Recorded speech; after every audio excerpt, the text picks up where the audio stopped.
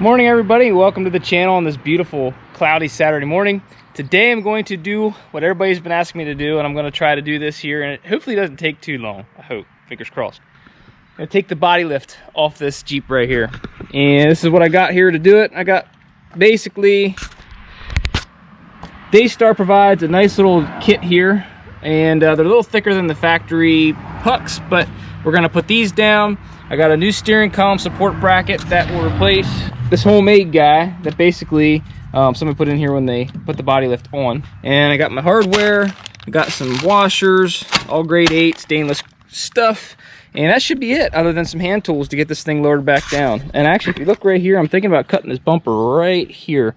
If you guys know what the factory dimensions are on the Willys bumper, let me know, because I'd like to cut this off. It's like 57 inches wide. It seems a little too wide for what it is. So anyway, this body hasn't been isn't original. I mean, well, it is original, but it's been patched. So if you look at down here, like the bottom, the hat channels are like replaced with somebody's own something or other. So basically gonna pull these pucks out and drop her back down and put the new pucks in its place and washers and everything. Now I'm gonna try to use a jack to do this, and if the jack doesn't reach or it doesn't work that way, I can always put the forks on that guy right there and make it a lot easier. So basically the plan is to loosen one side, not take the bolts and the nuts all the way apart, and leave them together, and then drop the other side down while we're doing that. So basically the body can't shift or do anything funky while we're working on that. So basically one side at a time, and gonna go that way. So stay tuned, gonna try to get as much as I can on film, but it's basically just unbolting these things and bolting new pucks in their place. So stay tuned. Okay, update. Got to move the radiator up a little bit so that way it clears when we drop the body down. Everything else should clear. Actually finished draining the gas tank. I'm gonna pull this out so I can get to the body mount bolt underneath this guy. Got the toolbox open. I got Pigeon Hill Outdoors here suckered into Saturday morning helping me with this here.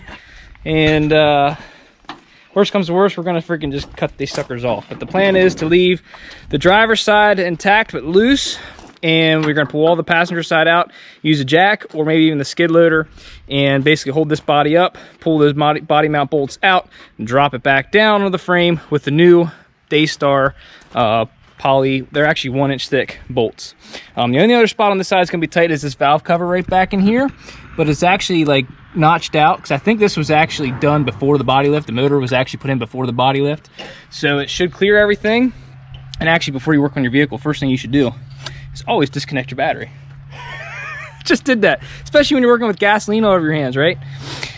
So can I take a smoke break now? Yeah, take a smoke break right here. Just make sure you light it right here by this fill right here. But yeah, here's one of the new body mount bolts. This is one of the body mount bolts that's going to replace this guy right here, this big old nasty 3-inch body lift. So stay tuned, we're working at it.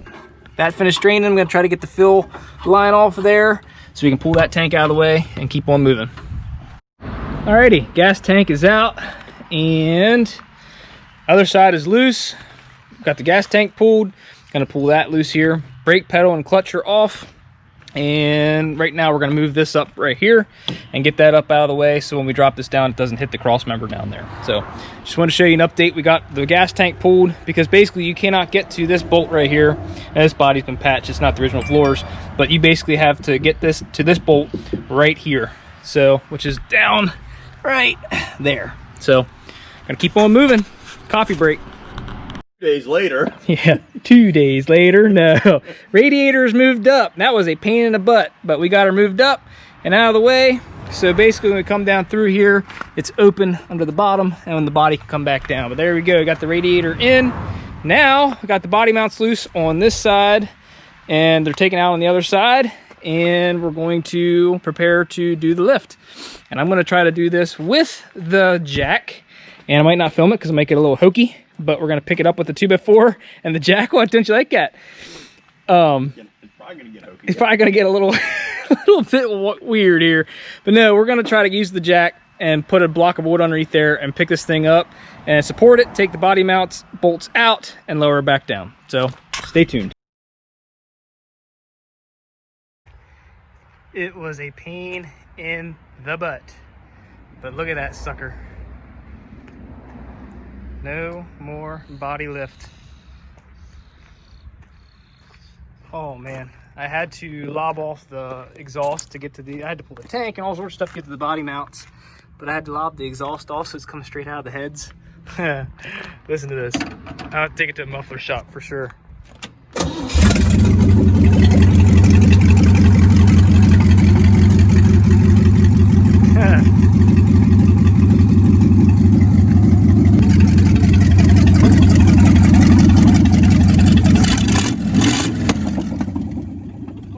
Oh man, that's terrible. That is absolutely terrible. Nice. I better get cleaned up before the storm rolls in.